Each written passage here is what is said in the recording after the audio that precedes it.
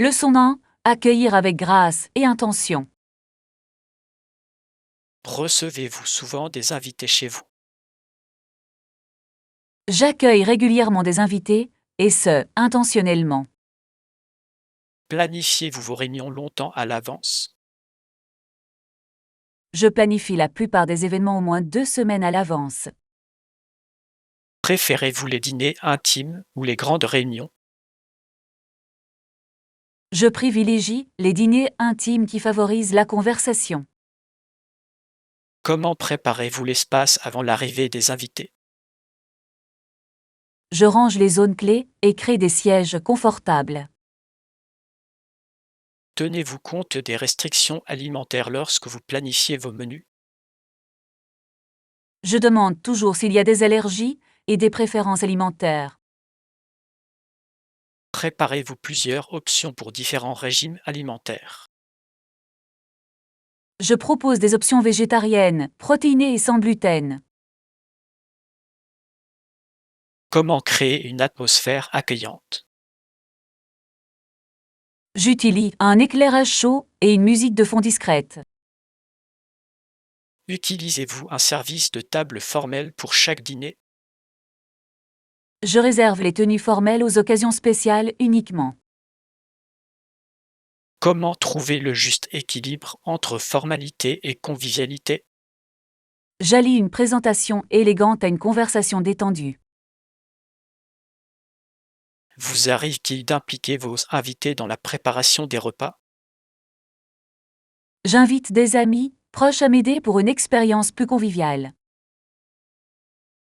Cette approche améliore-t-elle l'ambiance générale?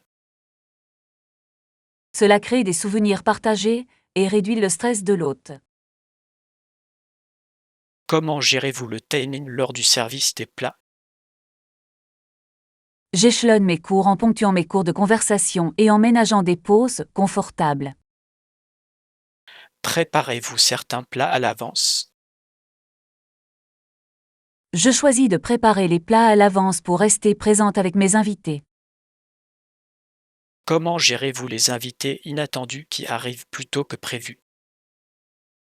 Je propose des rafraîchissements et ajuste l'horaire avec plaisir. Établissez-vous discrètement un règlement intérieur pour vos invités? Je communique mes attentes pratiques avec tact lorsque c'est nécessaire. Comment organisez-vous l'hébergement des visiteurs qui passent la nuit? Je fournis des draps propres, des couvertures et un petit kit de bienvenue. Quels sont les éléments inclus dans un kit de bienvenue? J'inclus de l'eau, un adaptateur de chargeur et une brève note. Comment gérez-vous les animaux domestiques lorsque vous recevez des invités?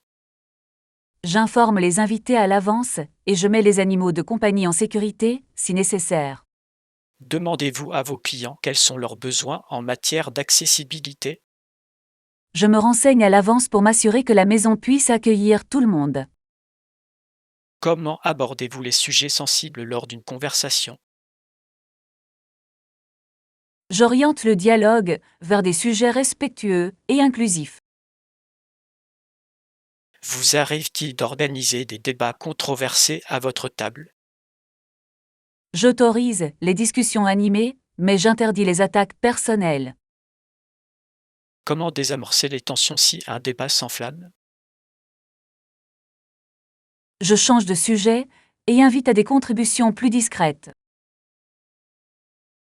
Créez-vous des playlists adaptées à différents types d'événements? Je crée des playlists qui correspondent à l'ambiance et au rythme de l'événement. Comment créer une expérience culinaire mémorable? Je privilégie la présentation, la fraîcheur et le souci du détail.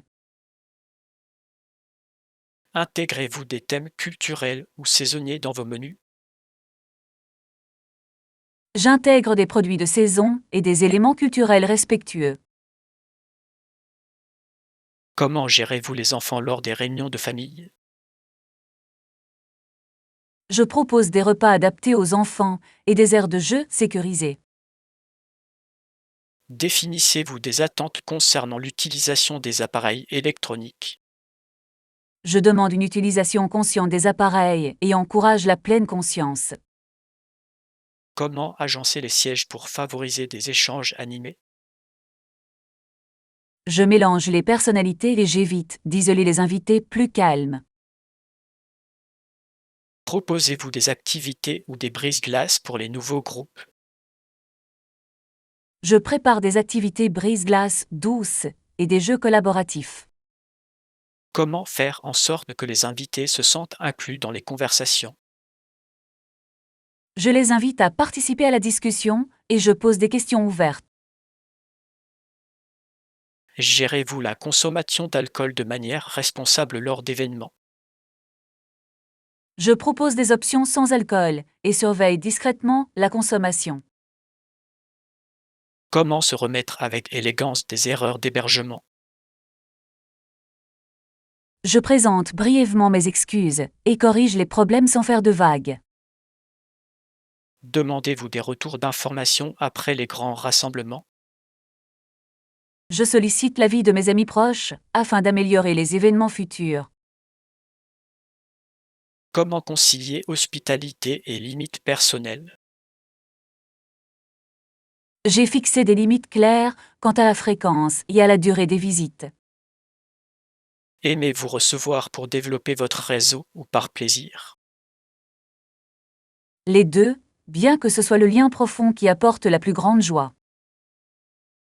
Comment gérez-vous les invités qui s'éternisent? Je signale discrètement que la soirée touche à sa fin et propose mon aide pour le départ. Prévoyez-vous des dispositions pour accueillir des invités allergiques aux animaux ou aux odeurs? J'évite les parfums forts et je nettoie soigneusement au préalable.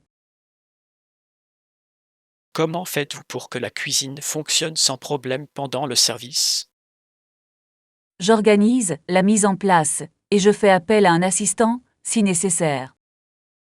Vous arrive-t-il de faire appel à des traiteurs externes pour les grands événements?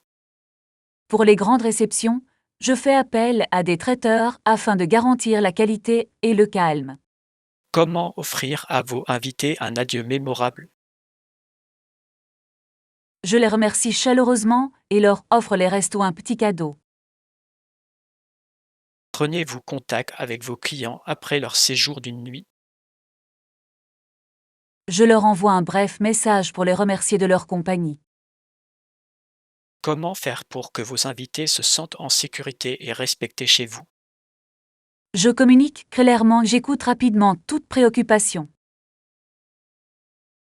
Adaptez-vous votre style d'accueil selon que votre invité soit formel ou informel? J'adapte le ton, le menu et le rythme à l'occasion. Comment gérez-vous les fournitures et les stocks pour les hébergements réguliers? Je tiens une liste des produits de base et je la réapprovisionne régulièrement. Encouragez-vous vos invités à apporter un plat façon repas partagé? Je sollicite des contributions pour des repas conviviaux et décontractés. Comment préserver son intimité lorsqu'on reçoit des amis? Je limite les visites de mon domicile et je préserve l'intimité de mes espaces personnels. Prévoyez-vous des moments ou des espaces calmes lors des longues réunions? Je mets à votre disposition une pièce calme pour vous reposer et réfléchir si besoin. Comment gérez-vous les invités aux opinions politiques polarisées? Je fixe des limites à la conversation et je privilégie le respect mutuel. Organisez-vous parfois des événements à thème pour susciter et l'enthousiasmer? J'organise occasionnellement des événements à thème pour apporter de la nouveauté et du divertissement. Comment se préparer à accueillir des visiteurs internationaux? Je propose des services de guides locaux, d'assistance linguistique et d'information culturelle. Communiquez-vous poliment les règles de la maison concernant le recyclage ou la consommation d'énergie? J'explique les pratiques avec bienveillance et je fournis des instructions claires. Comment gérer l'organisation d'événements en période de crise sanitaire? Je respecte les consignes, j'informe les clients et je propose des options de sécurité. Créez-vous des rituels ou des traditions pour vos réunions régulières? Je cultive de petits rituels pour renforcer les liens communautaires. Comment concilier vie sociale et moments de détente personnelle? Je prévois des jours de récupération après les événements importants que j'organise. Impliquez-vous vos invités dans des pratiques d'accueil durable? Je privilégie l'utilisation d'assiettes réutilisables et je minimise les articles à usage unique. Comment gérez-vous les attentes concernant les pourboires ou le paiement des repas? Je clarifie poliment et à l'avance les modalités de partage des frais. Utilisez-vous la technologie pour coordonner les confirmations de présence et les préférences? J'utilise des outils événementiels pour recueillir les besoins alimentaires et les préférences en matière d'horaire. Comment rester élégant sans en faire trop lorsqu'on reçoit? Je privilégie la qualité à la quantité et je m'attache aux détails intentionnels. Quelle habitude controversée d'hôte évitez-vous? J'évite de publier des photos de mes invités sur les réseaux sociaux sans leur consentement. Comment faire pour que vos invités repartent avec des souvenirs positifs? Je cultive la chaleur humaine, la bonne cuisine et l'écoute attentive. Quel dernier conseil donneriez-vous aux nouveaux hôtes? Planifiez avec soin, restez flexible et privilégiez les liens authentiques. Je recevrai plus souvent et privilégierai une hospitalité authentique lors de chaque réunion. Leçon 2. La table locale qui en dit long. Quel est votre restaurant préféré du moment dans le quartier? Mon restaurant préféré est un petit bistrot du centre-ville. Qu'est-ce qui vous attire sans cesse dans ce bistrot? Les plats sont de saison, frais et présentés avec soin. Le menu change-t-il souvent? Le chef renouvelle la carte chaque semaine en fonction des produits du marché. Quel impact le changement de menu a-t-il sur vos visites? Cela crée de l'attente et récompense les visites répétées. Le bistrot est-il cher ou à prix modéré? Les prix sont modérés et reflètent la qualité des ingrédients. Accordez-vous de la valeur à l'expérience culinaire? Oui, chaque cours semble soigneusement élaboré et équitable. Comment décririez-vous l'atmosphère qui y régnait? C'est un lieu intime, chaleureux et d'une sophistication discrète. Le décor contribue-t-il à l'ambiance? Le bois minimaliste, l'éclairage tamisé et l'art local donnent le ton. Le personnel contribue-t-il à améliorer l'expérience globale? Le personnel est attentif, compétent et authentique. Comment les serveurs décrivent-ils les plats aux clients? Ils expliquent les origines, la préparation et les accords suggérés. Le bistrot met-il l'accent sur les producteurs locaux? Elles s'approvisionnent en légumes, fromages et viandes auprès de fermes voisines. Cette orientation locale a-t-elle une incidence sur la durabilité? Cela réduit les distances parcourues par les aliments et soutient les économies régionales. Avez-vous des plats signatures à recommander? Une salade de betterave rôtie et un ragoût d'agneau braisé lentement sont particulièrement remarquables. Les desserts du bistrot méritent-ils d'être mentionnés? Le gâteau à l'huile d'olive et à la crème d'agrumes est inoubliable. Comment la carte des vins s'accorde-t-elle avec la cuisine? La carte met en avant de petits producteurs et de nombreux vins naturels. Vous choisissez généralement du vin ou un accord mets-vin sans alcool. J'apprécie les deux, les accords sans alcool sont créatifs et équilibrés. Le bistrot s'adapte-t-il bien aux restrictions alimentaires? Ils adaptent soigneusement leurs plats pour les clients intolérants au gluten et végétariens. Avez-vous constaté des pratiques controversées dans ce restaurant? Un débat local a surgi concernant les terrasses de trottoir et les nuisances sonores pour le voisinage. Comment le restaurant a-t-il réagi aux préoccupations de la communauté? Ils ont consulté leurs voisins et modifié les horaires et l'aménagement du territoire. Ce compromis a-t-il amélioré les relations? Cela a permis d'apaiser les tensions tout en préservant le charme des repas en plein air. Le bistrot organise-t-il des événements ou des collaborations avec des chefs?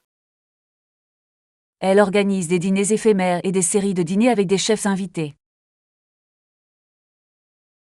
Ces événements sont-ils populaires auprès des passionnés de gastronomie? Ils se vendent rapidement et suscitent des discussions culinaires animées. Comment le restaurant fixe-t-il ses prix pour les événements spéciaux? Les prix reflètent la rareté et l'implication du producteur et sont transparents. Y croisez-vous parfois des célébrités ou des influenceurs? Ce qui a parfois suscité des réactions et des débats sur les réseaux sociaux. Cette attention particulière a-t-elle changé l'expérience culinaire? Cela a attiré de nouveaux clients, mais la cuisine a conservé ses standards. Les réservations se remplissent-elles rapidement le week-end? Oui, les réservations se remplissent vite, et il est essentiel de planifier. Préférez-vous y déjeuner ou y dîner? Je préfère dîner pour une expérience détendue avec plusieurs plats. Le bistrot est-il facilement accessible aux nouveaux arrivants? Il accueille les convives curieux et explique patiemment les menus. Les prix incitent-ils à des visites fréquentes ou à des occasions spéciales? Cela convient aux deux. Certains clients y dînent chaque semaine, d'autres réservent pour des occasions spéciales. Comment ce bistrot se compare-t-il aux grands restaurants de la ville? Il offre une intimité et une sincérité de la ferme à l'assiette que les grands établissements peinent à égaler. Avez-vous remarqué des tendances particulières dans le menu? Le menu reflète une tendance vers la fermentation et la cuisine à base de plantes, de la racine à la tige. Appréciez-vous ces tendances culinaires? Utilisées judicieusement, elles intensifient la saveur et réduisent le gaspillage. Comment la cuisine gère-t-elle les ruptures d'approvisionnement? Le chef improvise et considère les contraintes comme une opportunité créative. Avez-vous déjà été témoin d'une création hors menu inspirée? Oui, un cru d'eau improvisé au citron confit est devenu instantanément un favori. Comment la tarification reflète-t-elle un approvisionnement éthique? Les coûts d'approvisionnement plus élevés sont compensés par le fractionnement et la saisonnalité. Le bistrot s'implique-t-il dans la vie locale au-delà de la simple restauration? Elle fait don de ses surplus alimentaires aux refuges voisins et organise des cours de cuisine. Ces actions renforcent-elles les liens communautaires? Ils instaurent un climat de confiance et d'entraide au sein du quartier. Comment les clients habituels influencent-ils l'identité du restaurant? Les clients fidèles façonnent les expérimentations culinaires et l'ambiance culturelle. Le bistrot a-t-il été salué par la critique?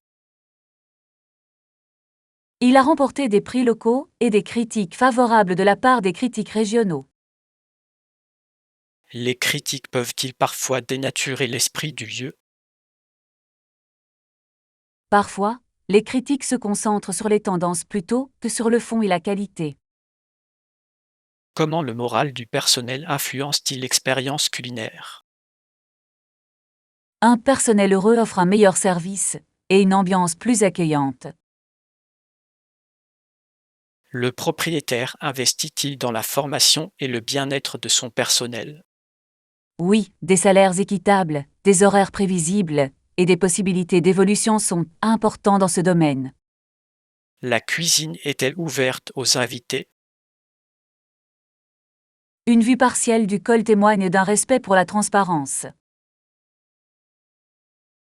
Le fait de voir la cuisine change-t-il votre appréciation? Observer le travail artisanal approfondit le respect de la technique et du labeur. Comment le bistrot gère-t-il les critiques des clients? Ils écoutent, s'excusent lorsque cela est justifié et règlent les problèmes rapidement. Le menu a-t-il déjà suscité la polémique en raison d'une appropriation culturelle? Une discussion a eu lieu sur l'authenticité et l'adaptation respectueuse.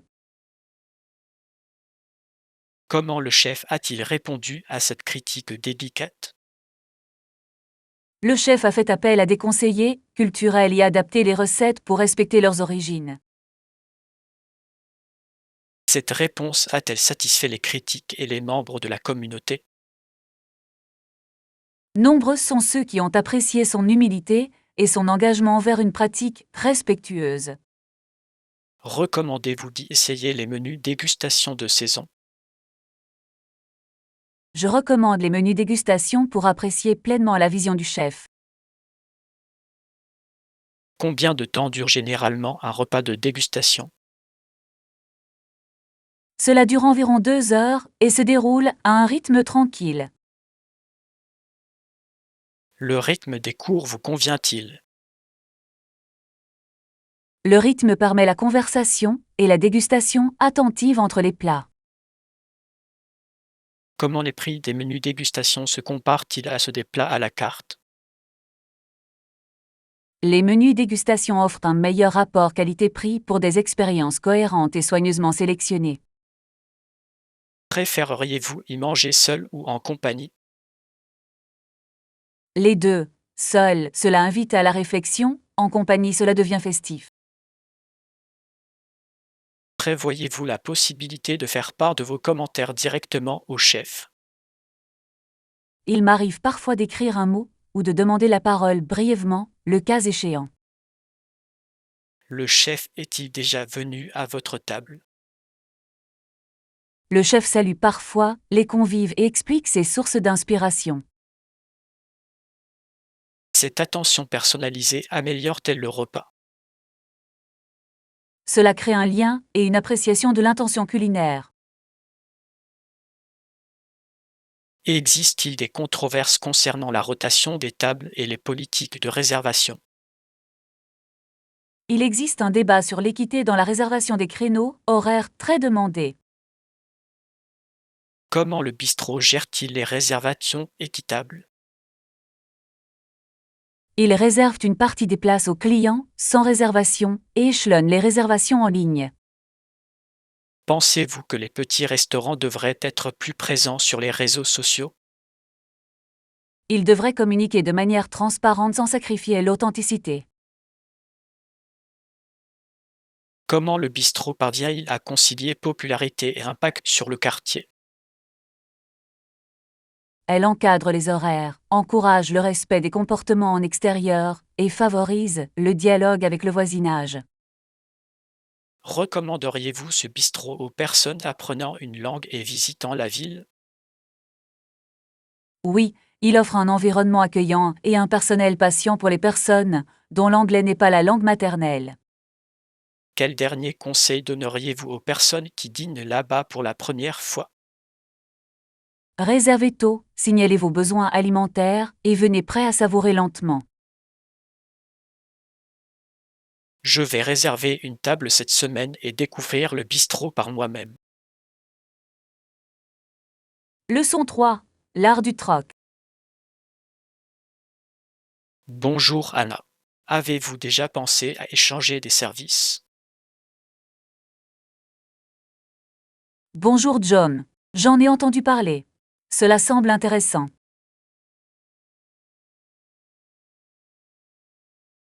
Dans mon quartier, beaucoup de gens pratiquent le troc.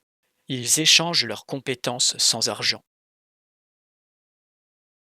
C'est intéressant. Quel type de service échange-t-il? Certains proposent des services de jardinage en échange de réparations à domicile. D'autres troquent des cours particuliers de cuisine contre des cours Cela me particuliers. semble un arrangement équitable. Qu'en pensez-vous?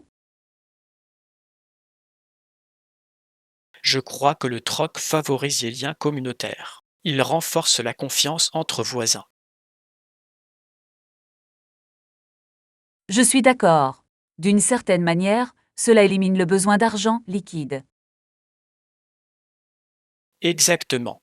Avez-vous déjà participé à de tels échanges? Je ne l'ai pas fait, mais je trouve le concept fascinant. Cela peut être une situation gagnant-gagnant. Tout le monde y gagne sans dépenser d'argent. Comment débuter le troc? Quelles sont les premières étapes? Premièrement, vous identifiez une compétence. Ensuite, vous recherchez une personne qui a besoin de cette compétence. C'est logique. Qui est généralement à l'origine de ces transactions? Cela commence souvent par une conversation. Quelqu'un exprime un besoin et les idées fusent. Avez-vous déjà initié un troc? Oui, j'ai déjà troqué des services de conception web contre des prestations de peinture. Ça a l'air productif. Comment s'est passée l'expérience? Ce fut fructueux. Les deux parties sont reparties satisfaites du résultat. Quels sont les défis courants du troc? Des malentendus peuvent survenir. Les attentes doivent être claires. C'est exact. Il est essentiel de discuter des conditions au préalable. Absolument. Fixer des limites protège les deux parties. Avez-vous déjà rencontré des litiges lors d'un troc? Heureusement, non. Nous avons toujours eu des conversations ouvertes. J'aime bien cette approche. Elle favorise une ambiance positive. Absolument. La confiance est essentielle dans ces transactions. Quel conseil donneriez-vous à une personne intéressée par le troc? Je recommande de commencer modestement, acquérir de l'expérience progressivement. C'est un sage conseil. Tirez des leçons de chaque expérience. Oui, et n'hésitez pas à poser des questions. La communication est en effet essentielle dans de tels arrangements. Cela garantit la clarté et contribue à éviter les malentendus. Pensez-vous que le troc va gagner en popularité? Je pense que c'est possible, surtout que les gens recherchent des alternatives à l'argent liquide. C'est un point intéressant. Après tout, l'économie fluctue. Exactement. Certains trouvent le troc plus stable en période de ralentissement économique. Il est fascinant de voir comment les gens adaptent leurs méthodes de trading. En effet, le troc témoigne de la créativité dans la résolution de problèmes. Quel est le troc le plus insolite dont vous ayez entendu parler? J'ai entendu parler une fois de quelqu'un qui a échangé une guitare contre des services de plomberie. C'est surprenant. Je n'y aurais pas pensé. Cela démontre comment des compétences diverses peuvent créer des échanges uniques. J'aime bien ce point de vue. Ça rend le troc plus intéressant. Absolument. Les possibilités en matière de trading sont innombrables. Alors, diriez-vous que le troc est là pour durer? Je pense que cela continuera d'évoluer. Les gens seront toujours en quête de valeur. Bien dit, John. J'ai hâte d'approfondir ce concept. Merci, Anna. Continuons la discussion à l'avenir. Leçon 4. Article d'urgence essentiel pour chaque foyer. Bonsoir, Anna. Comment allez-vous aujourd'hui? Bonsoir, John. Je vais bien, merci. Et vous?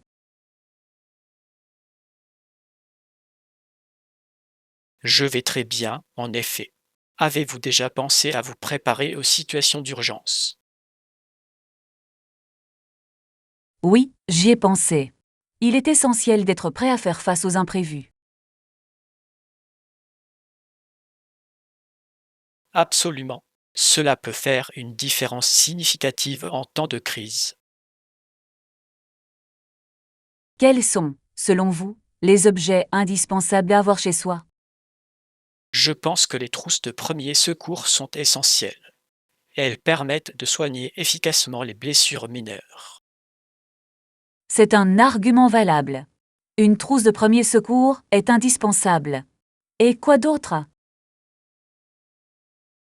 Les denrées alimentaires non périssables sont essentielles. Elles vous permettent de survivre en cas d'urgence. Absolument. Les conserves et les aliments secs seraient d'une grande aide. L'eau est également primordiale. Elle est vitale pour la survie. En effet, il faut stocker suffisamment d'eau pour plusieurs jours. Les lampes de poche avec pile de rechange sont également importantes. Elles fournissent de la lumière en cas de panne de courant. C'est vrai. Il est perturbant d'être dans le noir pendant un orage. De plus, une radio à pile peut vous tenir informé en cas d'urgence. Excellente idée. Savoir ce qui se passe à l'extérieur est essentiel en temps de crise.